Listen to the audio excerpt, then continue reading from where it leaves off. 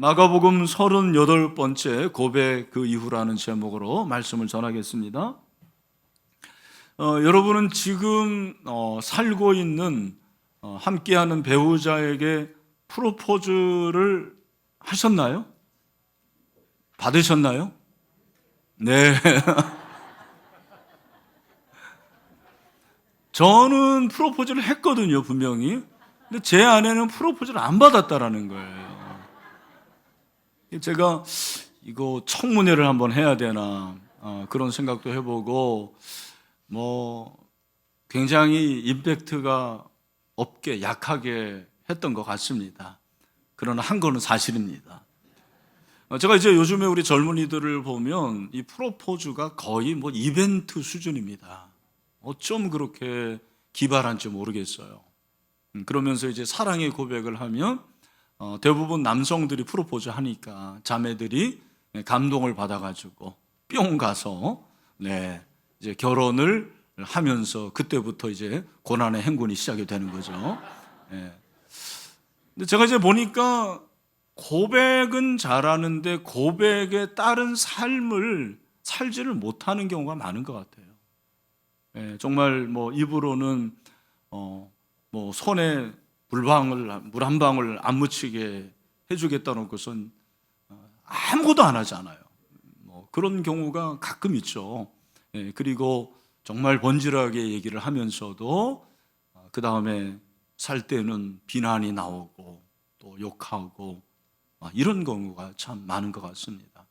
제가 보니까 고백도 중요하지만 고백 이후에 고백처럼 사는 게 참 중요하다. 그런 생각을 해보게 됩니다. 저는 신앙도 그런 것 같습니다. 우리 기독교는 고백의 종교라는 말을 많이 들어보셨을 거예요. 우리가 다 고백하잖아요. 여러분 오늘 고백하셨죠? 뭐죠? 사도신경? 신앙 고백 매주 하잖아요. 우리가 1년에 50번 이상 하고 또 10년이면 500번, 20년이면 1000번 이상 그렇게 신앙의 고백을 하는데 과연 고백대로 살아가고 있는가라는 질문을 해보는 거죠. 고백대로 살지 않는다면 고백이 어떤 의미가 있을까? 그런 생각도 해보게 됩니다. 오늘 본문은 너무나도 잘 아는 말씀이죠. 베드로가 가이사라 빌립보에서 주는 그리스도입니다. 그렇게 고백을 하는 장면입니다. 예수님께서 사람들이 누구라 하느냐 그랬더니 사람들이 예수님을 세례 요한, 어떤 사람은 엘리야라고 하고 어떤 사람은 선지자라고 합니다. 그러면 너희는 나를 누구라 하냐 그렇게 질문했을 때 베드로가 역시 대표로 나섭니다. 29절 말씀, 자 우리의 고백으로 한번 가정의 문으로 다 같이 크게 시작. 또 물으시되 너희는 나를 누구라 하느냐 베드로가 대답하여 이르되 주는 그리스도시니이다 하매. 아멘. 따라합시다. 주는 그리스도이십니다. 주는 예수님을 주인으로 하는 거고 그리스도는 뜻이 뭐죠? 기름 부음을 받는. 여러분 이거는 꼭 알고 있어야 돼요. 그리스도, 크라이스트 뜻이 뭐라고요? 기름 부음을 받은 자. 히브리어는 뭐예요? 따라합시다. 메시아. 메시아가 기름 부음을 받은 자고 그리스도라는 거예요. 그 당시에 예수라는 이름은 정말 많았다고 그래요. 예수라는 이름이 많았는데 그 중에서 메시아는 단 한 분, 나사렛 예수 그리스도인 줄로 믿습니다. 그러니까 놀라운 고백이죠. 우리가 이런 고백을 당연히 해야 됩니다. 우리에게 이런 고백이 있게 되기를 소망합니다. 이 고백을 해야 되는데 고백도 중요하지만 고백 이후의 삶이 더 중요하죠. 그걸 우리에게 오늘 말씀을 하고 있다고 생각을 합니다. 저는 우리의 말씀을 이제 잘 알고 있는데 좀 다른 시각으로 오늘 본문을 보고 싶은데 뭐냐면 이 말씀이 그 앞에 있는 내용과 연관이 있다라는 거예요. 항상 우리가 성경은 문맥으로 봐야 되는데 지난주 우리가 어떤 내용을 봤는지 아마 여러분 중에서 잊어버린 분들이 많을 텐데 예수님이 누구를 고치십니까? 맹인을 고치십니다. 눈을 열어주시는데 안수를 몇 번 하십니까? 2번 하십니다. 예수님께서 이 맹인을 고쳐주시는 사건과 시몬 베드로가 가이사라 빌립보에서 신앙 고백하고 예수님께서 제자들을 가르치시는 사건의 유사성이 있어요. 몇 가지 유사성을 말씀드리면, 첫 번째로 맹인을 고치실 때 마을 밖으로 데려가셨다고 그랬죠. 기억하시는지 모르겠는데 22절에 보면 맹인 한 사람을 데리고 예수께 나와 손대시기를 구하거늘 예수님이 23절 마을 밖으로 데려갔다고 그랬어요. 그런데 오늘 27절에도 보니까 예수와 제자들이 빌립보 가이사 여러 마을로 나가셨습니다. 가이사라 빌립보는 그 당시에 이방인들이 주로 살았던 지역으로 알려져 있는데, 그 가이사라 빌립보 마을들 밖으로 나가서 예수님께서 질문을 하셨단 말이에요. 그리고 맹인을 고치신 후에 예수님이 비밀을 지켜달라고 당부를 하십니다. 그게 26절, 집으로 보내시며 이르시되 마을에는 들어가지 말라. 네 집으로는 가지만 마을에 들어가서 소문내지 말아라. 아직까지 메시아의 그 놀라운 기적들을 공개적으로 얘기할 때가 안 됐다라는 거죠. 그런데 베드로가 고백한 후에도 예수님께서 신신당부한 게 32절, 드러내놓고 이 말씀을 하시니 베드로가 예수를 붙들고 항변했다고 그랬는데, 이 말씀을 하시기 전에 예수님께서 꼭 당부한 게 이제 30절 말씀이에요. 30절 말씀 뭐라고 합니까? 이에 자기의 일을 아무에게도 말하지 말라. 비밀을 부탁을 하게 됩니다. 근데 이런 유사성도 있었지만 정말 결정적인 유사성이 뭐냐면, 조금 전에 말씀드린 대로 예수님이 맹인을 눈뜨게 하실 때 2번 눈뜨게 하신단 말이에요. 2번 안수를 하셔서, 처음에 안수하시니까 예수님 사람들이 보이네요. 나무 같은 것들이 보이네요. 근데 또 한 번 안수하셨어요. 그랬을 때 영안이 밝아져서 그 맹인이 누구를 알아봅니까? 예수님을 알아보는 거죠. 그게 이제 영적인 눈이 열리는 것이라고 말씀을 드렸는데, 지금 마가가 이 맹인의 사건 이후에 시몬 베드로의 신앙 고백 사건을 통해서 똑같은 걸 지금 얘기하고 있는 거예요. 무슨 말이냐? 잘 들어보십시오. 제자들이 예수님의 질문에 세례 요한 그리고 선지자 중에 한 사람이라 그렇게 말하는 것이 사실은 그들의 생각이었어요. 근데 예수님이 또 물어보니까 시몬 베드로가 주는 그리스도입니다 라고 한 거죠. 그러니까 이건 제자들의 생각일 수도 있는데, 시몬 베드로와 제자들이 예수님에 관한 눈이 뜨여졌어요. 그게 뭐냐면, 이분이 메시아구나. 칠병이어 사건, 오병이어 사건, 또 맹인을 고치시고 이런 것을 통해서 구약에서 예언한 그 메시아가 이분이겠구나, 그런 생각이 드는 거죠. 그래서 책을 보면 그 당시에 유대인들이 메시아 대망 사상이 있었는데, 그 메시아는 이런 조건을 갖춰야 되겠다라는 것이 몇 가지가 있어요. 그 중에 하나가 성전 정하고 그 다음에 의를 선포하는 거예요. 예수님이 그런 일을 하셨잖아요.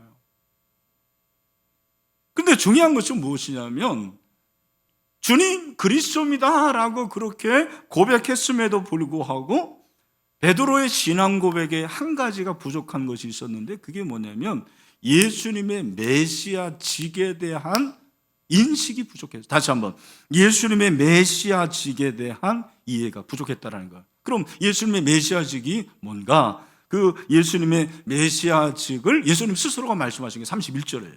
31절은 뭐라고 그랬습니까? 같이 한번 읽겠습니다. 시작.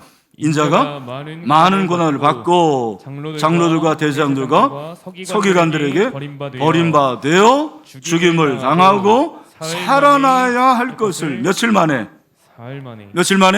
사흘 만에 살아낼 것을 비로소 그들에게 가르치. 그러니까 비로소라는 것은 지금까지 가르쳤다라는 거예요, 안 가르쳤다라는 거예요? 가르치지 않았어요. 그리고 32절에 드러내요. 공개적으로 말씀을 하셨다는 거예요, 처음으로. 근데 이 예수님의 이 말씀이 베드로에게는 너무 꺼림이 있었어요. 왜냐하면 31절을 다시 보면 인자가, 이건 자기 겸손이에요. 예수님께서 스스로 인자라고 말하는 것은 예수님의 겸손을 말하는 건데, 많은 고난을 받는데, 몇 가지가 아니고 많은 고난을 나는 받을 거다.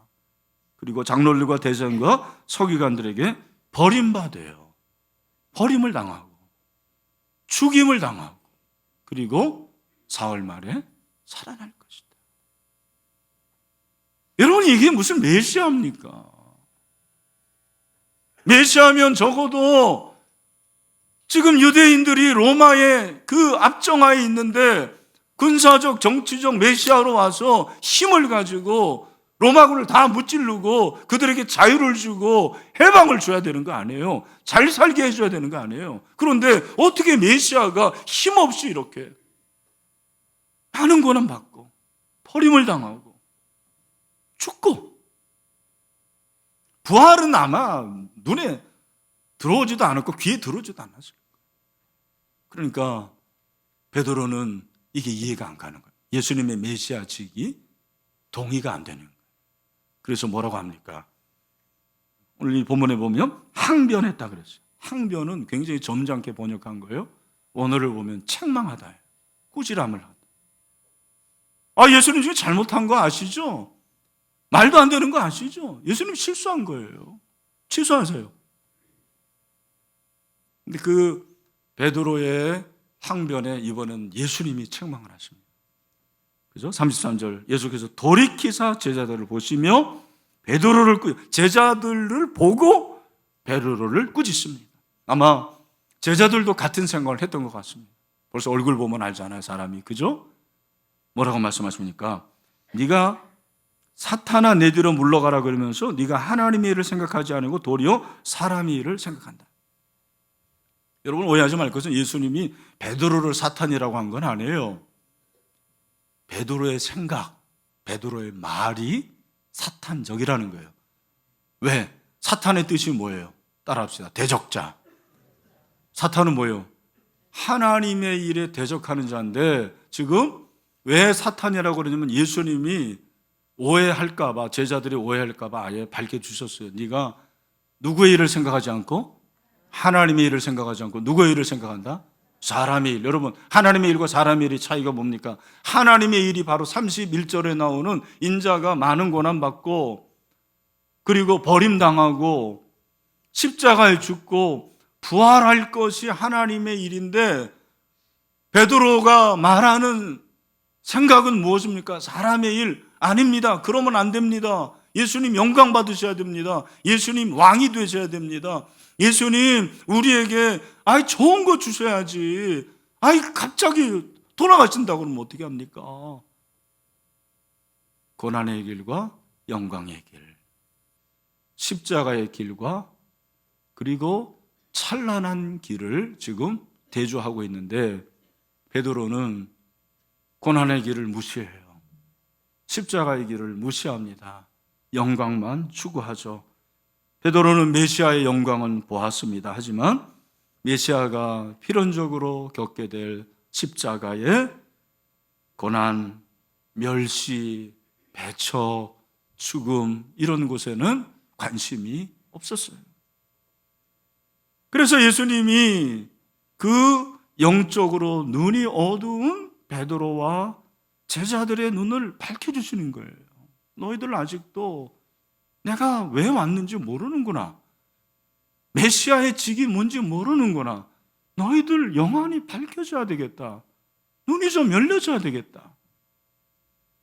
맹인의 눈을 다시 안수하신 것처럼 예수님께서 안수하시진 않았지만 말씀하신 거예요. 뭐라고 말씀하십니까? 그게 바로 유명한 34절, 이게 제자도인데 사실 이 제자도가 제자들의 눈을 열게 하신 거예요. 그것이 무엇입니까? 우리 다 같이 크게 시작. 무리와 제자들 불러 이르시되 누구든지 나를 따라오려거든 자기를 부인하고 자기 십자가를 지고 나를 따를 것이니라. 아멘. 제자도인데 27절에서 길에서 그래요. 길에서. 이게 제자도예요. 성경이 하나도 그냥 쓰여진 게 없더라고요. 27절에서 여러 마을로 나가실 때 길에서 말씀. 이게 길.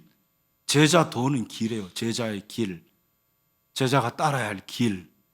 가야 할 길. 근데 그 길이 뭐냐? 첫 번째가 자기 부인이에요. 자기. 따라합시다. 자기 부인. 여러분, 자기를 부인하십니까? 자아를 부인하십니까? 여러분, 자기를 부인하는 사람은 자기 부인과 싸우지 않습니다. 네. 이게 너무 유치할지 모르겠지만 자기 부인하는 사람은요, 자기 부인을 무시하지 않고 자기 부인에게 그렇게 뻑하면 화내지 않습니다.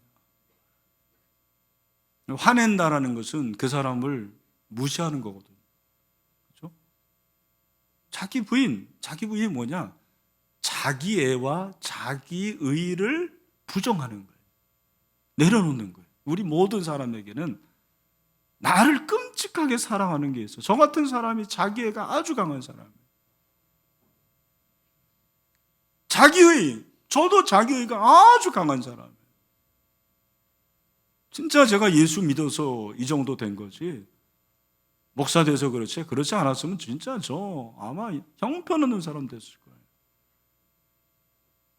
근데 하나님의 은혜로, 십자가의 은혜로 그래도 내가 내 자신을 부인하려고 하고 자아를 내려놓고 그리고 십자가를 지는 거예요. 십자가를 지는 건 고생이 아니에요. 아유 저 십자가 저거 자기 남편에게 십자가라고 하고 가출하는 자녀에게 십자가라고. 여러분, 그게 십자가가 아닙니다. 여러분, 십자가는 무엇입니까? 십자가라는 것은 바로 모든 것을 다 버리는 거예요. 그리고 내려놓는 것입니다. 내가 죽는 거예요. 주님이 우리를 제자로 부르셨다는 것은 우리가 죽으라는 말이다. 유명한 보네퍼가 한 얘기죠. 그죠? 저는 오늘 이 말씀을 통해 가지고 깨달았습니다. 그렇구나. 신앙의 고백이 굉장히 중요하고 사랑의 고백이 중요하지만, 소중하지만 고백 이후에 삶이 어떠한가가 참 중요한 거구나. 더 중요한 거구나. 여러분의 신앙 고백 이후에 여러분의 삶이 어떻습니까? 여러분의 사랑의 고백, 주님께 대한 고백 이후에 여러분의 삶의 열매가 있습니까? 주여 주여 한다고 다 천국에 들어가는 게 아니라고 말씀하시죠. 무서운 말씀이죠. 산상수훈에서 마태복음 7장 21절에서 그렇게 말씀하십니다. 뭐라고 그럽니까? 다 같이 나더러 주여 주여 하는 자마다 다 천국에 들어갈 것이 아니요 다만 하늘에 계신 내 아버지의 뜻대로 행하는 자라야 들어가리라. 아멘. 여러분, 내가 예수를 주로 시인하면, 입으로 시인하면 구원받게 될 줄로 믿습니다. 그러나 그 고백이 진짜인지 어떻게 알아요? 이게 문제잖아요. 여러분이 그렇게 고백하지만 삶에서 하나님의 뜻대로 살아가는 모습이 없으면 그 사람은 구원받았다고 자신할 수 없는 거죠. 천국에 들어갈 수 있다는 확신이 있습니까? 그러니까 여러분, 여기 긴장이 있는 거예요. 우리는 행함으로 구원받는 자들은 아니에요. 그죠? 그러나 구원파처럼 그렇게 행함으로가 아니지만 우리는 예수 그리스도로 구원받았기 때문에 우리의 삶에 행함이 반드시 따라야 될 줄로 믿습니다. 그 행함이 뭐냐? 바로 하나님 나라에 대한 헌신이라는 거. 따라합시다. 하나님 나라에 대한 헌신. 그러니까 십자가를 지는 건 자기 헌신을 말하는 거예요. 근데 이 자기 헌신을 곰곰이 생각해 보면 이거는 자발적인 헌신이에요. 누가 해서가 아니에요. 누가 시키는 게 아니에요. 내 남편이 하라고 해서, 내 아내가 하라고 해서가 아닙니다. 자발적인, 저는 이게 너무 좋았어요. 자발적인 주님에 대한 헌신, 주님을 사랑하니까 주님을 정말 내가 마음에 담고 그 주님처럼 담기를 원하니까 내 십자가를 지고 주님을 따르는 거죠. 십자가를 짊어지는 것입니다. 이것이 바로 헌신인 거죠. 예수님께서 33년 사시고 승천하셨는데 승천하시면서 우리에게 남겨주신 게 크게 세 가지예요. 첫 번째는 말씀이에요. 그래서 우리가 주님의 말씀을 읽는 거잖아요.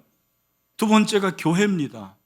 이 교회가 주님이 우리에게 남겨주신 거예요. 얼마나 소중한 것인지 몰라요. 그리고 영혼입니다. 한 영혼을 우리에게 맡겨주셔서, 남겨주셔서 그 영혼을 우리가 사랑하는 것이 십자가의 길을 가는 거예요. 그 한 사람을 내가 뜨겁게 사랑하고 용납하고 이해하고 그리고 섬기는 것, 이것이 바로 십자가의 길이죠. 특별히 주님께서 오늘 이 말씀을 하실 때 주님의 마음에 있는 한 가지가 있었는데 그것이 저는 교회라고 생각을 합니다. 이건 저의 생각이에요. 왜냐하면 거기에 대한 제가 증거를 대면 이 말씀의 병행구절이 마태복음 16장인데 마태복음 16장 16절을 우리가 너무나도 잘 알지 않습니까? 뭐죠? 다 같이 주는 그리스도시요 살아계신 하나님의 아들입니다 그랬는데 그 다음에 이제 예수님께서 그 말씀에 대해서 지금 보여주신 것처럼 18절에서 뭐라고 그랬습니까? 다 같이 시작. 또 내가 내게 이르노니 너는 베드로라. 내가 이 반석 위에 내 교회를 세우리니 음부의 권세가 이기지 못하리라. 아멘. 여러분 저를 잘 보십시오. 여기 보면 뭐라고 그랬습니까? 내가 내 교회를 세우는데 반석 위에 세운대요. 어디에? 여러분 반석 위에 세운 교회 아시죠? 반석이 뭡니까? 우리 교회는 반석이에요? 우리 교회 파보면 반석 없어요. 우리 교회는. 여러분 반석이 뭡니까? 이 반석은 베드로를 말한다고 하는 사람들이 있어요. 그게 로마 캐톨릭입니다. 로마 캐톨릭은 그래서 일대 교황이 베드로라고 말하는 거예요. 왜? 이 반석 위에 교회를 세운다고 그러지 않았느냐. 그게 아니에요. 왜? 상식적으로 말해도 우리 주님께서 어떻게 베드로같이 나약한 사람, 그렇게 의심하고 부인하는 사람 위에 교회를 세우겠습니까? 그건 말이 안 되는 거죠. 내 교회를 반석 위에 세운데 이 반석이 뭡니까? 따라합시다. 베드로의 그게 베드로의 신앙 고백.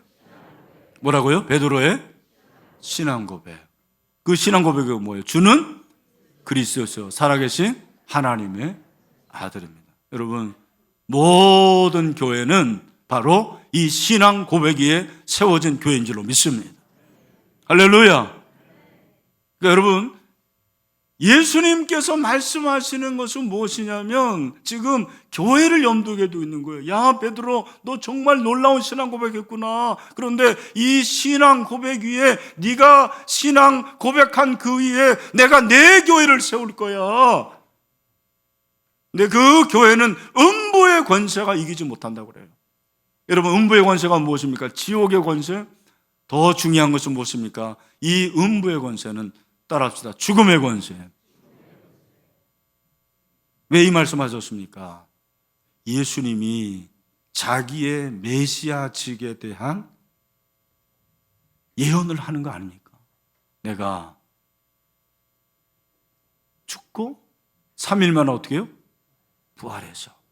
여러분 부활은 사망을 이기는 능력이 됩니다. 부활로 예수님이 죽음을 이기셨습니다.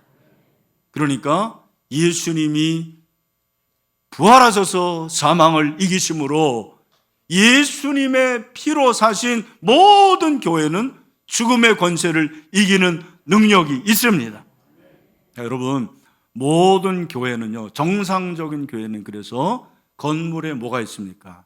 십자가가 있어요. 아마 여러분 여호와의 증인 교회 보십시오. 몰몬 교회, 그 유타주에 가면, 미국의 유타주에 보면 몰몬 교회가 얼마나 큰 교회들이 많은지 몰라요. 그런데 그 교회에 공통점이 있는데 뭐가 없다? 십자가 없어요. 우리 교회는 십자가가 있습니다. 너무 십자가를 좋아해서 십자가가 몇 개 있어요? 4개나 있습니다. 할렐루야. 웃을 일이 아닙니다. 여러분 예수 그리스도의 십자가로 교회가 세워진 줄로 믿습니다. 지상의 모든 교회는 예수님의 죽음, 부활 이후에 생긴 거예요. 우리 신일교회도 바로 그런 교회인 줄로 믿습니다.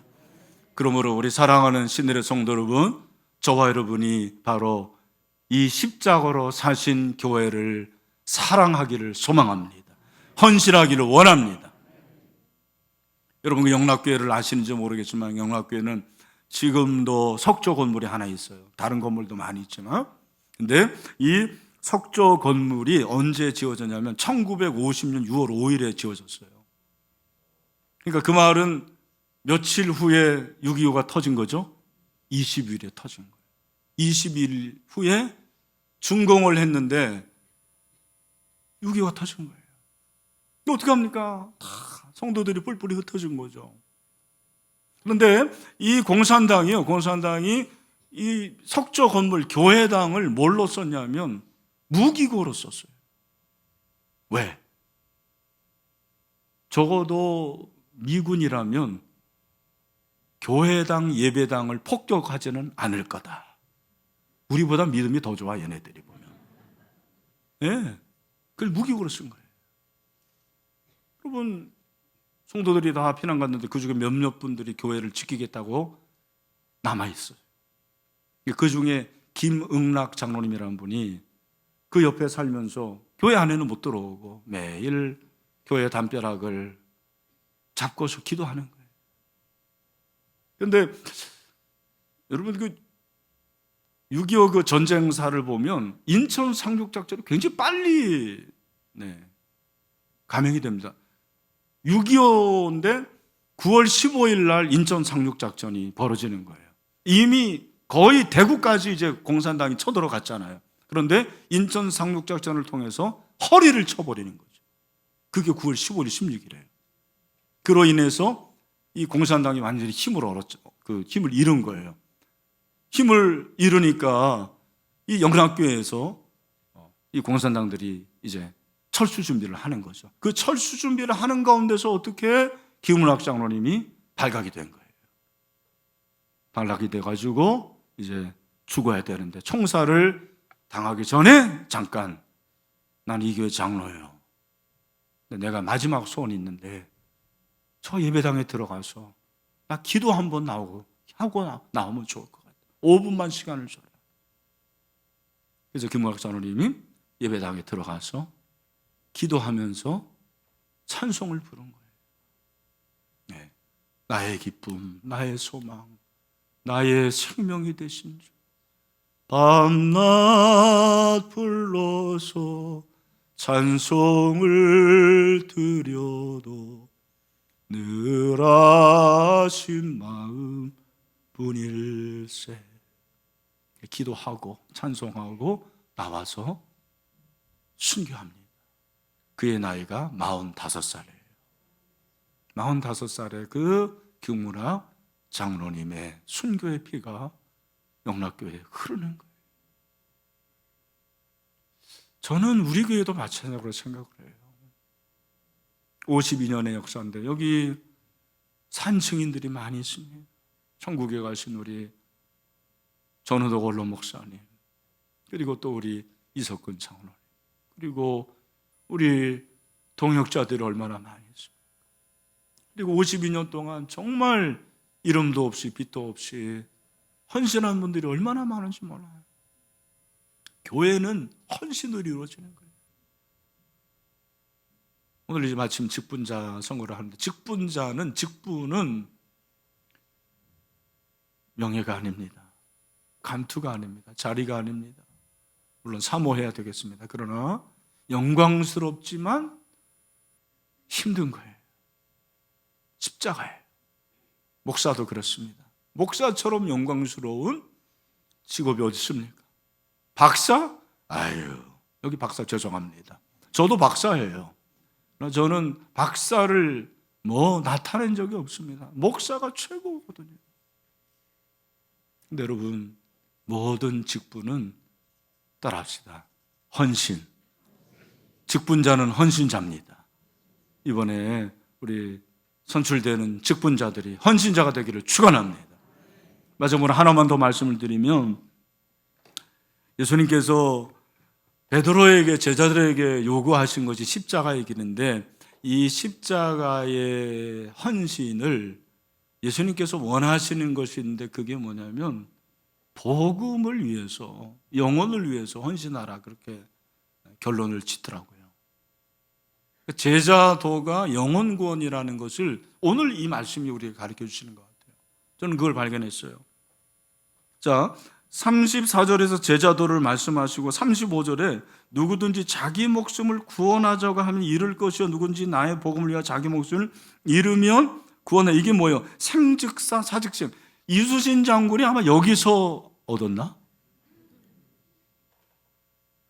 죽으려 하면 살고 살려 하면 죽는다.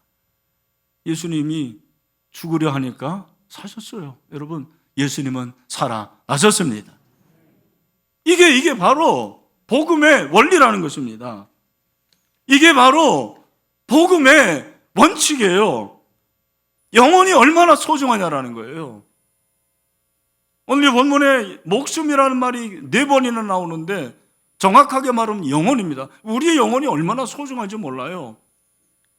여러분의 영혼이요, 아무리 별 볼 일 없는 것 같지만 스티브 잡스의 영혼하고 똑같아요. 스티브 잡스가 그렇게 돈이 많았지만 그가 췌장암에 걸려서 그 수많은 돈이 무슨 의미가 있습니까? 여러분들에게는 스티브 잡스의 비교해보는 정말 발가락에 때도 안 만큼 그 정도의 돈을 가지고 있는 그런 분들이 많을 거예요. 제가 무시하는 건 아닙니다. 그러나 여러분, 스티브 잡스의 그 영혼도 돈으로 못 구하더라고요. 그러나 저와 여러분의 영혼을 예수님이 구해 주셨습니다. 여러분의 영혼이 정말 귀한 존재고 여러분 다 가치 있는 자들임을 믿으시길 바랍니다. 절대로 자살하지 마세요. 자살하려고 생각도 하지 마세요. 내가 얼마나 소중한 존재인지 성경은 말하고 있습니다. 그게 바로 고린도전서 6장 19절 20절이에요. 혹시 여러분 가운데서 그런 마음이 있는 분들이 있다면 오늘 이 말씀으로 힘을 얻으십시오. 다 같이 시작. 너희 몸은 너희가 하나님께로부터 받은 바 너희 가운데 계신 성령의 전인 줄을 알지 못하느냐. 너희는 너희 자신의 것이 아니라 값으로 산 것이 되었으니 그런즉 너희 몸으로 하나님께 영광을 돌리라. 아멘. 여러분, 값으로 산 것이 되었습니다. 값을 치러 주셨습니다. 어떻게? 예수님의 생명으로 값을 치러 주신 거예요. 유물론자들은 우리 몸을 화장시키면 가치가 한 15,000원 된다고 합니다. 여러분 중에서는 공부를 많이 한 사람들은 글쎄요, 더 가치가 있을지 모르겠습니다. 돈이 많은 사람들은 그럴 수 있겠습니다. 그러나 여러분, 우리 영혼은 얼마나 소중합니까? 예수님이 피값을 치러 주셔서 저와 여러분을 사셨습니다. 그러므로 나는 얼마짜리입니까? 여러분은 얼마짜리입니까? 늘 말씀드리죠. 얼마짜리라고요? 따라합시다. 나는 예수님짜리다. 할렐루야. 여러분, 예수님은 최고의 가치가 있는 분입니다. 나는 그런 존재입니다. 여러분, 힘을 얻으시길 바랍니다. 그리고 마지막 사명이 있어요. 우리가 이렇게 예수님께서 사신 사명이 있는데 그게 38절인 것 같아요. 우리 38절 한번 읽읍시다. 누구든지 이 음란하고 죄 많은 세대에서 나와 내 말을 부끄러워하면 인자도 아버지의 영광으로 거룩한 천사들과 함께 올 때에 그 사람을 부끄러워하리라. 왜 예수님이 이 말씀하셨을까요? 신앙 고백을 한 사람들 중에서도 예수님과 예수님의 말씀을 부끄러워하는 그런 신자들이 많다라는 거예요. 나를 살리셨는데, 나에게 생명을 주셨는데 그분을 부끄러워하는, 정말 철없을 때 부모가 부모님을 부끄러워하는 그런 때가 있었잖아요. 왜 학교에 찾아오냐. 그게 철없는 자식이에요. 근데 예수님을 믿고 신앙 고백을 하면서 예수님이 나의 주님이라는 사실이 부끄러운 거지. 그 말씀을 전하는 것을 부끄러워하는 거예요. 우리가 그런 사람 되면 안 되죠. 이 말씀을 저는 이렇게 바꿔봤어요. 나와 내 말을 자랑스러워하면 내가 다시 올 때 너를 자랑스러워하리라. 이건희 목사, 너 정말 나와 내 복음을 자랑스러워했지. 내가 너를 자랑스러워한다. I'm proud of you. 나는 너를 자랑스러워한다. 그렇게 말씀하시는 거죠. 그래서 많은 사람을 옳은 대로 이끄는 자는 하늘의 별처럼 빛난다고 그랬어요.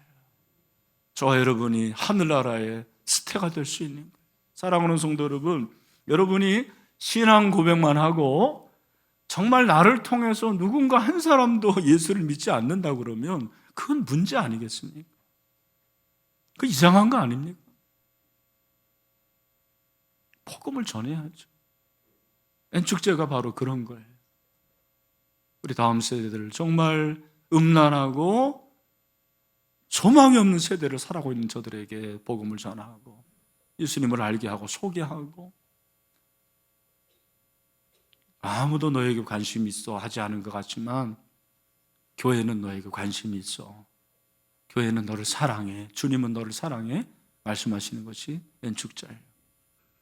우리 사랑하는 신의 성도 여러분, 고백도 중요합니다. 그런데 고백 이후에 예수님의 복음에 헌신하는 저와 여러분이 되기를 소망합니다. 말씀을 맺습니다. 고백이 중요해요. 소중해요. 그러나 고백으로 끝나면 안 되고 우리 주님께서 맡겨주신 이 교회에 헌신하고 영혼에 헌신하고 복음 전도에 헌신하여 정말 우리 하나님이 자랑스러워하는 그런 제자들이 다 됐으면 좋겠어요. 이런 은혜가 되기를 축원합니다.